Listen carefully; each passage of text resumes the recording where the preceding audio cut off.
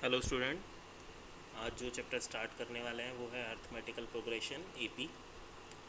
तो इस चैप्टर को समझने से पहले जो चीज़ आपको पता होनी चाहिए वो है प्रोग्रेशन, कि प्रोग्रेशन क्या चीज़ है।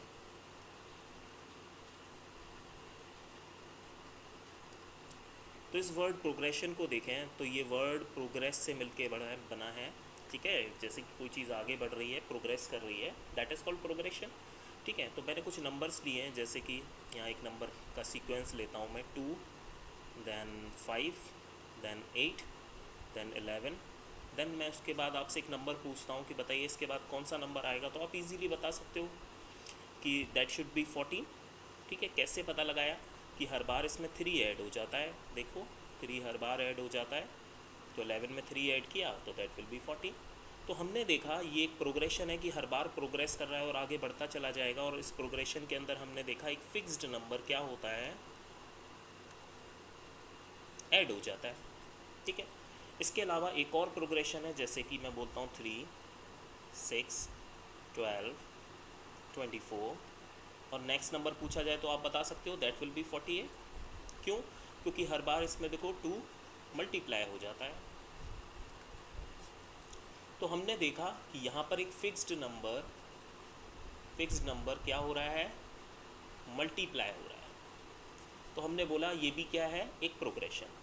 ठीक है, तो प्रोग्रेशन कैसा भी नंबर का सीक्वेंस हो सकता है जो आगे प्रोग्रेस करता जा रहा है। ठीक है, और ये बहुत तरीके के हो सकते हैं। ठीक है, लेकिन हमें जो पढ़ना है वो पढ़ना है अर्थमेटिक प्रोग्रेशन। जैसे कि ये वाला जो प्रोग्रेशन है जिसमें एक फिक्स नंबर ऐड हो जाता है, that is called arithmetic progression. ठीक है, लेकिन वहीं जहाँ इस तरह का प्रोग्रेशन है जिसमें एक नंबर फिक्स मल्टीप्लाई हो जाता है, that is called geometric progression. इसके अलावा और भी प्रोग्रेशन होते हैं, जैसे कि हार्मोनिक प्रोग्रेशन, स्पेशल होते हैं, मिक्स्ड प्रोग्रेशन होते हैं। ठीक है, वो सब आप क्लास 11th में पढ़ोगे। अभी क्लास 10th के हिसाब से जो पढ़ना है वो है हमारा अर्थमेटिक प्रोग्रेशन। ठीक है, तो अर्थमेटिक प्रोग्रेशन के अंदर हमने क्या जाना कि किसी भी अर्थमेटिक प्रोग्रेशन के अंदर एक फिक्स्ड नंबर हमेशा क्या होना चाहिए, ऐड होना चाहिए। ठीक है, जैसे कि हमने एक लिया 3, 7, 11, 15 एंड 19 और हमसे पूछा गया कि ये सीक्वेंस क्या अर्थमेटिक प्रोग्रेशन में है। तो चेक करते हैं। देखो हमने यहाँ चेक किया, देखो यहाँ भी क्या हो रहा है, 4 ऐड हो रहा है, यहाँ भी 4 ऐड हो रहा है, यहाँ भी 4 ऐड हो रहा है, यहाँ भी 4 ऐड हो रहा है, और हर बार एक फिक्स्ड नंबर ऐड हो रहा है। ठीक है, फिक्स्ड नंबर ऐड हो रहा है। तो हमने बोला ये किस तरह का प्रोग्रेशन है, एक अर्थमेटिक प्रोग्रेशन, क्योंकि अर्थमेटिक प्रोग्रेशन के अंदर हर बार एक फिक्स नंबर ऐड होता है। ठीक है, तो इस प्रोग्रेशन को ज़रा जनरलाइज करने की कोशिश करते हैं। तो जनरलाइज करने के लिए हमने माना कि जहाँ से हमारा प्रोग्रेशन स्टार्ट होता है, ठीक है, जैसे कि मेरा प्रोग्रेशन यहाँ पर 3 से स्टार्टेड है। ठीक है, तो इस वाले प्रोग्रेशन की जो सबसे पहली जो टर्म है जहाँ पर हमारा प्रोग्रेशन स्टार्ट हो रहा है, that is called first term, और हम इसको ए से डिनोट करते हैं। ठीक है, और जो फिक्स्ड नंबर हर बार इसमें ऐड हो जाता है, that is called common difference,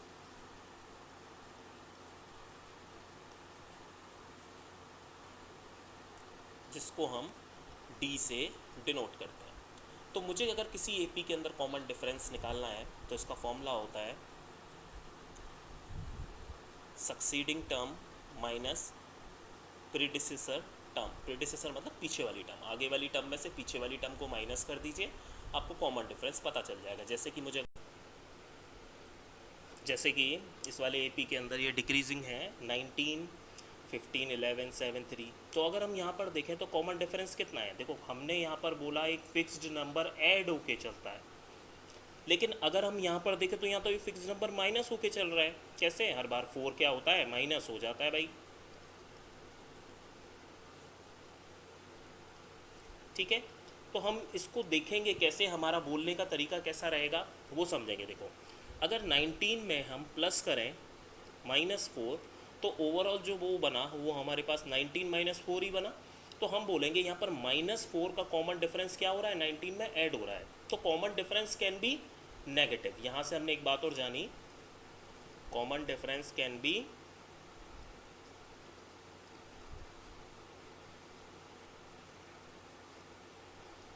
B negative. ठीक है, तो किसी भी फिक्स्ड प्रोग्रेशन को एपी होने के लिए ज़रूरी है उनके बीच का जो कॉमन डिफरेंस हो वो हमेशा कैसा आए, सेम आए। ठीक है, पहली चीज़। दूसरी, हमारा कॉमन डिफरेंस क्या हो सकता है, नेगेटिव हो सकता है। जैसे कि यहाँ पर मान लेते हैं हमें कहा गया किसी एपी के अंदर n टर्म्स हैं। ठीक है, जो n वाली टर्म है, मान लेते हैं an है, वो n वाली जो टर्म है वो रिप्रेजेंट होती है 2n+3 से।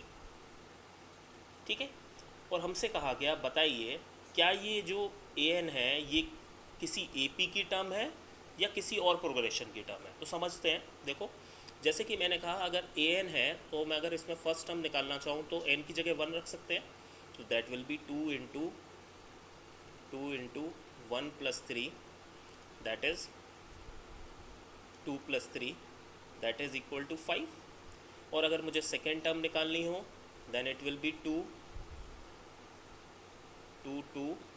देखो n की जगह 2 आ गया, +3, दैट इज़ 4 + 3 इक्वल टू 7। यही आया मेरे पास। ठीक है, एंड थर्ड टर्म निकालनी हो तो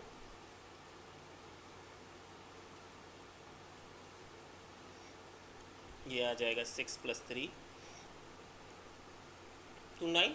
तो हमने देखा यहाँ पर कॉमन डिफरेंस कितना है, देखो 7 - 5 2, यहाँ भी कॉमन डिफरेंस कितना है 9 - 7 अगेन 2।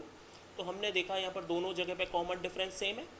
तो ये जो प्रोग्रेशन है, ठीक है, ये किसका बनेगा, एक एपी का बनेगा और an रिप्रेजेंट करेगा किसी की nth टर्म, किसकी, ये अर्थमेटिकल प्रोग्रेशन की। क्लियर है यहाँ पर। तो इस वे में हमारे कुछ क्वेश्चंस बन सकते हैं, जैसे कि हम RD शर्मा से कुछ क्वेश्चन करके देखते हैं। पहला है हमारा, व्हाट्सएप से उठाते हैं। व्हाट्सएप पे बच्चों ने भेजा हुआ है स्क्रीनशॉट इसका, RD शर्मा का, और ये है पहली एक्सरसाइज। तो हमसे कहा गया write the first 5 terms of each of the following sequence whose nth term are. तो यहाँ पर हमें nth टर्म गिवन है और हमसे फर्स्ट 5 टर्म्स पूछी गई है। जैसे कि आपसे कहा गया nth टर्म एक सीक्वेंस की है -1 की पावर n × 2 की पावर n। तो हमसे कहा गया इसकी फर्स्ट 5 टर्म्स बताइए। ठीक है, तो फर्स्ट 5 टर्म्स के लिए पहली टर्म के लिए n को क्या होना पड़ेगा, 1। देखो n रिप्रेजेंट कर रहा है नंबर ऑफ टर्म्स को, तो सबसे पहली टर्म है तो n की वैल्यू 1 हो जाएगी, तो दैट शुड बी -1 की पावर 1 × 2 की पावर 1, यही बना। और हम जानते हैं किसी भी नेगेटिव नंबर की पावर अगर ऑड हो देन आंसर इज़ नेगेटिव, और किसी नेगेटिव नंबर का अगर पावर इवन है देन आंसर इज़ पॉजिटिव, ये हम जानते हैं। ठीक है, तो इस हिसाब से ये बना -1 × 2 दैट इज़ इक्वल टू -2। ठीक है, और अगर हमें सेकेंड टर्म निकालनी है देन इट शुड बी -1 की पावर 2 × 2 की पावर 2। n की जगह देखो दोनों n की जगह 2 आ गया, ये वाले n की जगह भी 2, तो सेकेंड टर्म मिल गया हमें -1 की पावर 2 इवन है, तो ये आएगा प्लस का 1। ठीक है, × 2 का पावर 2 मतलब 4 इक्वल टू 4 आ गया सेकेंड टर्म हमारे पास। ठीक है, थर्ड टर्म निकालनी है हमें, दैट विल बी -1 की पावर 3, और 3 क्या है, एक ऑड नंबर। देखो 2 की पावर 3 -1 की पावर 3 क्या है, देखो 3 क्या है, ऑड नंबर, तो ये आंसर आएगा नेगेटिव, मतलब -1 × 8 and that is equal to -8। ठीक है, तो हमारा प्रोग्रेशन क्या बना, -2 then 4 then -8 and so on, और बाकी की रिमेनिंग टर्म्स भी आप निकाल सकते हो। ठीक है, तो RD शर्मा का ये क्वेश्चन नंबर 1 था, और इसका था ये वाला पार्ट, ये था शायद मे बी ये था 5th पार्ट। ठीक है, तो ये है एक्सरसाइज 5.1 के क्वेश्चन नंबर 1 का 5th पार्ट हमने किया है। अभी देखते हैं क्वेश्चन नंबर 2। क्वेश्चन नंबर 2 है, यहाँ पर आपको nth टर्म गिवन है कोई भी, और मैं क्वेश्चन नंबर 2 का कर रहा हूँ सेकेंड पार्ट। ठीक है, यहाँ एक nth टर्म गिवन है आपको कुछ इस तरीके से 3n - 2 अपॉन अपॉन 4n+5। और आपसे पूछा गया बताइए सेवेंथ टर्म और एट्थ टर्म क्या होगी, आपसे ये पूछा गया। ठीक है। अच्छा, सेवन टर्म निकालने के लिए n की वैल्यू 7 हो जाएगी। ठीक है, ये आया 7 इक्वल टू 3 7 -2 अपॉन 4 इंटू 7 +5, यही बना। ठीक है, 3 7 ज़ा ये हो गया मेरे पास 21 -2 और 7 4 ज़ा ये हो गया 28 +5। ठीक है, 21 -2 will be 19 and that is 33। ये हमारा आंसर आ गया। क्लियर है क्या? नेक्स्ट है हमारे पास क्वेश्चन नंबर 3। ठीक है, तो बाकी रिमेनिंग क्वेश्चन आप एज अ होमवर्क समझ सकते हैं और होमवर्क करने की कोशिश करेंगे उसको। तो क्वेश्चन नंबर 3 में आपको यहाँ पर बोला हुआ है कि पहली टर्म आपको 1 गिवन है और यहाँ पर गिवन है nth टर्म का फॉर्मूला an-1 + 2। अच्छा, इस चीज़ का सेंस क्या बनता है वो समझते हैं। देखो, यहाँ पर बोला nth टर्म निकालने के लिए आपको एक टर्म पहले की मतलब n-1 टर्म पता होनी चाहिए। अच्छा देखो, अगर हम नेचुरल नंबर की बात करें तो 1 फिर 2 फिर 3 एंड सो ऑन करते हुए मैंने कहा n तक कोई नेचुरल नंबर लिखे हुए हैं, तो n से जस्ट पहले वाला नेचुरल नंबर क्या होगा? n-1 और इससे पहले वाला n-2। ठीक है, तो n से जस्ट पहले वाला नंबर कौन सा है? n-1। तो ठीक है, अगर मुझे nth टर्म पता करनी है तो मुझे n-1 मतलब इससे जस्ट पहले वाली टर्म पता होनी चाहिए, तभी मैं इसको पता कर सकता हूँ। ठीक है, तो अगर मुझे यहाँ पर सेकेंड टर्म पता करनी हो तो n की वैल्यू 2 हो गई, तो हम यहाँ लिख सकते हैं a2 - 1 + 2। अच्छा, a2 - 1 कितना हो गया? a1 + 2 और a1 की वैल्यू हमारे पास कितनी गिवन है? देखो 1, तो ये वैल्यू हम a1 की जगह 1 लिख सकते हैं, तो 1 + 2 = 3। तो हमारे पास सेकेंड टर्म आ गई 3। ऐसे ही इसी सेम वे में अगर हम थर्ड टर्म निकालना चाहें तो ये हो जाएगा a3 - 1 + 2।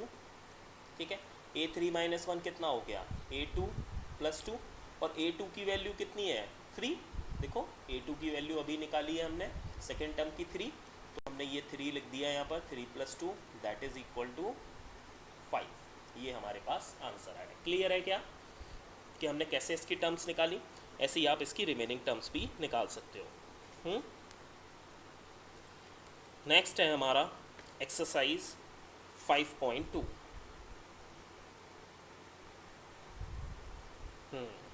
एक्सरसाइज 5.2 के लिए आपको अलग अलग चीज़ें दे रखी हैं, जैसे कि यहाँ पर कहा एक क्वेश्चन नंबर 3 है, वो देख लेते हैं। एक्सरसाइज 5.2 में क्वेश्चन नंबर 3 है, ये देखते हैं, आर डी शर्मा का है ये। ठीक है, तो आपको कहा गया nth टर्म गिवन है -4n + 15। ठीक है, और आपसे पूछा गया क्या ये एक AP की nth टर्म है या नहीं है, ये आपको बताना है। तो सबसे पहले आपने इसकी फर्स्ट टर्म निकाली, दैट विल बी -4 + 15, कितना हो जाएगा बताओ? 11। ठीक है, सेम वे में सेकेंड टर्म निकाली, कितना हुआ ये? -8 + 15 दैट इज़ इक्वल टू 7 आया ये। ठीक है, ऐसी थर्ड टर्म निकाली आपने, that will be -12 + 15 that is equal to 3 आया हमारे पास। तो हमने देखा हर बार इसमें क्या होता है, -4 ऐड हो जाता है। देखो, -4 यहाँ भी ऐड हो गया। तो हमने बोला यहाँ पर कॉमन डिफरेंस कैसा आया? देखो, दोनों ही केसेस में सेम है, तो ये रिप्रेजेंट करेगा nth term of an AP। तो हमारा फर्स्ट पार्ट यहाँ पर सॉल्व हो गया। अच्छा, हमसे कहा गया इसमें सेकंड चीज़ एक और पूछी गई है साथ में, वो है 15th टर्म। ठीक है, हमसे पूछा गया बताइए 15th टर्म क्या होगी। ठीक है, तो n की वैल्यू यहाँ पर 15 हो गई, आप रख दीजिए यहाँ पर, तो ये आ गया -4। देखो, -4, n की जगह आपने 15 लिख दिया। ठीक है, +15 यही बना। ठीक है, अच्छा, -4 × 15 हो गया -60 + 15 एंड फर्दर आपने सॉल्व किया, ये आ गया आपका -45। तो 15 टर्म हमारे पास आ गई। तो इस वे में हमने कुछ क्वेश्चंस देखे हैं आर डी शर्मा के, आप इनके होमवर्क करिए। होमवर्क है इसमें एक्सरसाइज 5.1 एंड 5.2, और जो भी हमारी इसमें दिक्कतें हैं या प्रॉब्लम्स रहेंगी उसको हम सेकेंड लेक्चर्स के अंदर देखेंगे, ठीक है। और लेक्चर जो ज्वाइन करना चाहते हैं, नीचे व्हाट्सएप नंबर गिवन है, उस पर मैसेज कर सकते हैं, तो वो लेक्चर को ज्वाइन भी कर सकते हैं, ठीक है। तो होमवर्क है एक्सरसाइज 5.1 एंड 5.2, ये दोनों एक्सरसाइज आपको होमवर्क करनी है। नेक्स्ट टॉपिक हम स्टार्ट करेंगे अभी लेकिन 5.3 का, ठीक है। चलिए आगे देखते हैं। अच्छा, अभी हमने जाना कि किसी भी एपी, जैसे कि मैंने एक एपी लिखी हुई है यहाँ पर, लिख लेते हैं दोबारा से, 3, 7, 11, 15 और ये है हमारा 19, ठीक है। तो जहाँ से हमारी एपी स्टार्ट हो रही है that is called first term. हमने इतनी बात ही जानी थी, ये हमारी फर्स्ट टर्म कहलाती है और हम इसको ए से डिनोट करते हैं। और इन दो के बीच में जो डिफरेंस है that is called common difference. हर बार एक नंबर ऐड होके चलता है, वो है 4, उसको हमने नाम दिया कॉमन डिफरेंस।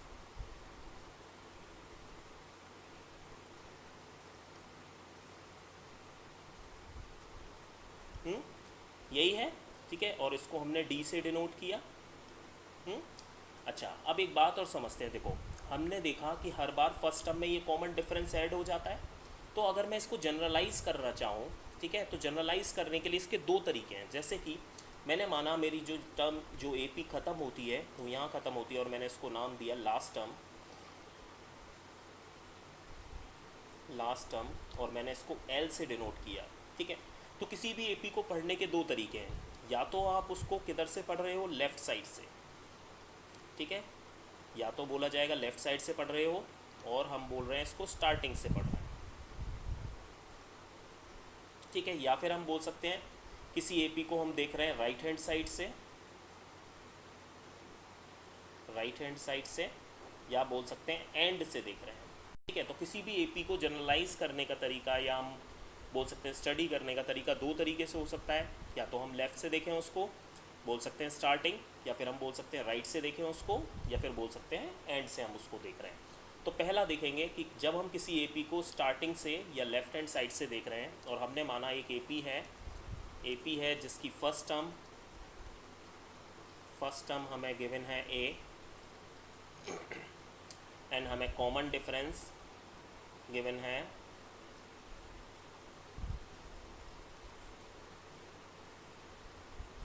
डी, ठीक है, यही गिवन है। और हमने कहा हमें इसको जनरलाइज़ करना है, तो जनरलाइज़ करने के लिए हमने बोला पहली टर्म है हमारी ए, ठीक है, तो सेकंड टर्म क्या होगी अगर कॉमन डिफरेंस डी है, तो इसमें डी ऐड कर दो, that will B A plus D, ठीक है। ऐसे ही फिर से डी ऐड कर दो, दैट विल बी हमारी third term A plus 2d and A plus 3d and A plus 4d and so on.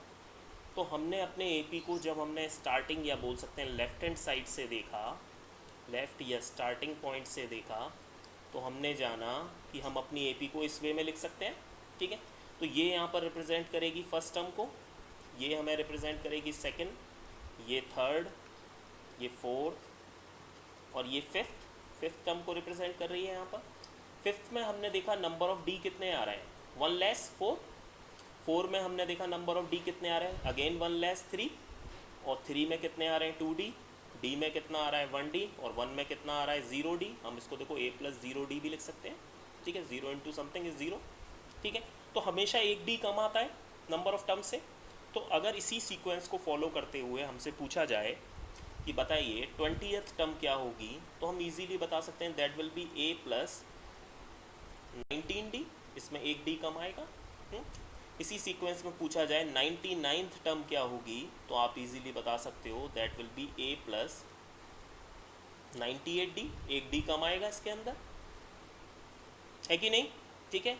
तो इसी सीक्वेंस को फॉलो करते हुए मैं आपसे इसको जनरलाइज करता हूँ और मैं बोलता हूँ nth टर्म, n वाली टर्म क्या होगी, तो ये होगी a प्लस n से एक कम, मतलब n माइनस 1। देखो n में से 1 माइनस करो, that will B 1 less than n minus 1d, ठीक है। तो यहाँ हमारा सबसे पहला फॉर्मूला बनता है nth टर्म फ्रॉम स्टार्टिंग या लेफ़्ट निकालने का, nth टर्म निकालने का फॉर्मूला बनता है। रिप्रेजेंट करने के लिए हम इसको tn nth टर्म ऐसे भी लिख सकते हैं, और किसी किसी बुक में an ऐसे भी लिखा होगा, दोनों ही तरीके सही हैं। तो a प्लस n-1d, ये हमारा पहला फॉर्मूला बना। ठीक है, यहाँ पर तो सबसे पहला फॉर्मूला हमने क्या जाना nth टर्म का, a प्लस n-1d। ठीक है, लेकिन हम किसी AP को खाली स्टार्टिंग से ही थोड़ी पढ़ते हैं, लेफ्ट से ही थोड़ी पढ़ते हैं, हम उसको एंड से भी पढ़ते हैं। तो अब हम देखते हैं अगर हमें AP को एंड से पढ़ना हो तो कैसे करेंगे। देखिए, अगर हम किसी AP को न्यूमेरिक उसमें लिखते हैं, जैसे कि मैंने कहा वही पुरानी AP ले लेते हैं 3, 7, 11, 15 एंड 19। ठीक है, तो हमने देखा अगर हम इधर से देख रहे हैं तो 4 देखो ऐड हो रहा है, लेकिन अगर हम इस साइड से देखें तो 4 क्या होता है, माइनस हो जाता है।